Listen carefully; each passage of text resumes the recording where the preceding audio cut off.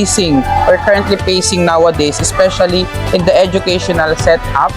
We all know that there are a lot of challenges and problems that occurs in the Department of Education for the whole year.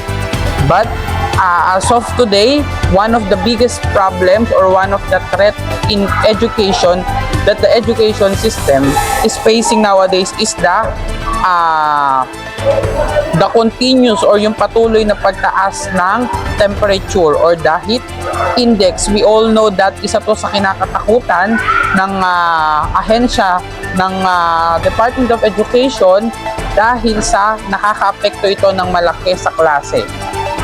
As temperatures soar across the country, Education Secretary Sani Angara has ordered immediate measures to protect learners and teachers from the sweltering heat.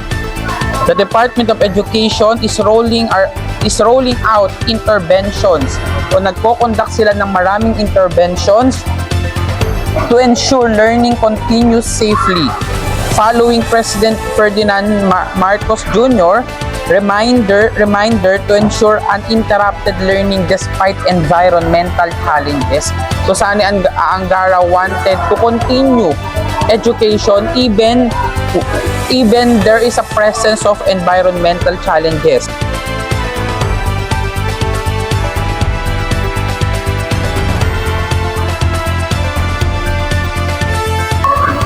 Bilang isang school utility po, ano po masasabi mo sa patuloy po na pagtaas ng init sa hapon?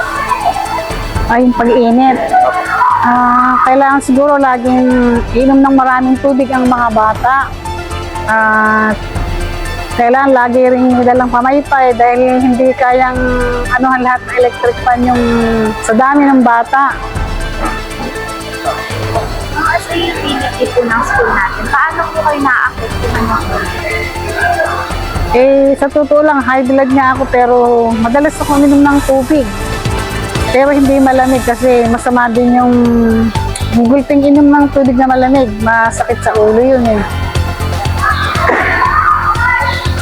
Ano po yung pwedeng maging solusyon po ng school natin para po mabawasan mo lang po kahit how to yung Sa loob ng room, gano'n. Kung pwede sana na hindi na doble yung suot ng mga bata kung papayagan ng ating school. Halimbawa, naka-t-shirt na lang siya, wala nang dobling polo sana kung pwede, gano'n. Makakabawas po yun sa init na nararamdaman ng mga bata. Ay, pa-state po pala, pasabi po ng pangalan. Ako po si Elsa De Sixto, utility ng John J. Russell. Okay ba?